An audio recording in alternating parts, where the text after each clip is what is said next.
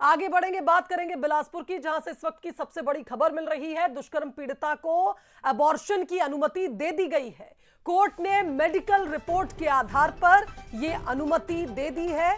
5 माह की गर्भवती थी दुष्कर्म पीड़िता। अबॉर्शन की याचिका लगाई गई थी। हाईकोर्ट का कहना है 20 सप्ताह तक गर्भ में कोर्ट का हस्तक्षेप जरूरी नहीं है।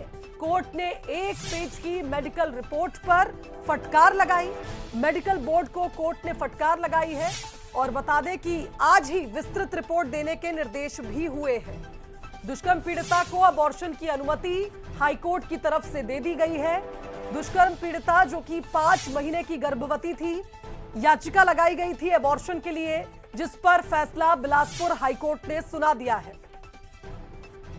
संवाददाता अमन का रुख कर लेते हैं, हमारे साथ इस खबर पर लाइव जुड़ रहे हैं। अमन, जिस तरह से पूरा मामला सामने आया था, आज उस पर बड़ा फैसला होने की उम्मीद थी और निश्चित तौर पर आप देखिए फैसला भी लिया गया। दुष्कर्म पीड़िता को ये राहत दी गई है, अबॉर्शन की अनुमति मिल गई है।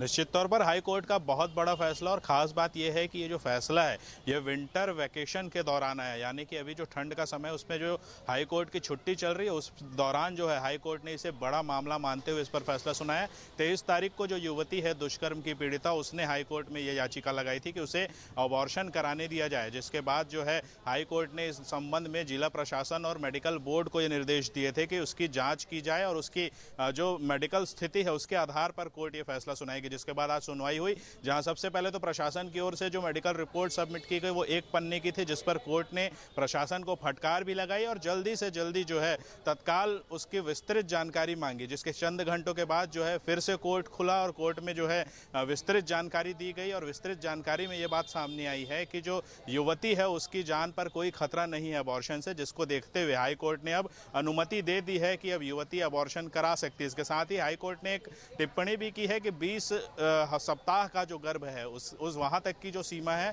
उसमें अगर कोई गर्भपात कराना चाहता है तो उसमें किसी भी तरह से कोर्ट के हस्तक्षेप की आवश्यकता नहीं, वो स्वयं का निर्णय हो सकता है जब तक कि परिस्थिति बहुत क्रिटिकल ना हो और किसी सीरियस मेडिकल ग्राउंड से जो महिला है वो पीड़ित ना हो। इसके अलावा अगर वो सामान्य तौर पर गर्भवती है तो 20 सप्ताह तक के जो गर्भावस्था उसमें गर्भपात कराया जा सकता है। तो कहीं ना कहीं पूरी तरह से ये जो फैसला है बहुत ही महत्वपूर्ण है और बहुत ही त्वरित तरीके से जो है हाई कोर्ट ने इस पर फैसला सुनाया और फैसले के बाद अब जो दुष्कर्म की पीड़िता है उसे जो है गर्भपात कराने की अनुमति है और जो अनचाहा गर्भ उसे ठहर गया था दुष्कर्म की वजह से उसे अब उससे पूरी तरह से छूट मिलने वाली है। और इसके साथ ही अब पूरे प्रदेश भर में ही इस तरह के जितने भी मामले हैं उसके लिए भी एक आदर्श मामले के तौर पर ये जो केस है वो सामने आएगा और आने वाले समय में अगर इस तरह पर इसे लिया जाएगा और एक आदर्श फैसला भी हाईकोर्ट का इस पूरे मामले में। फिलहाल बहुत शुक्रिया आपका तमाम बातचीत के लिए।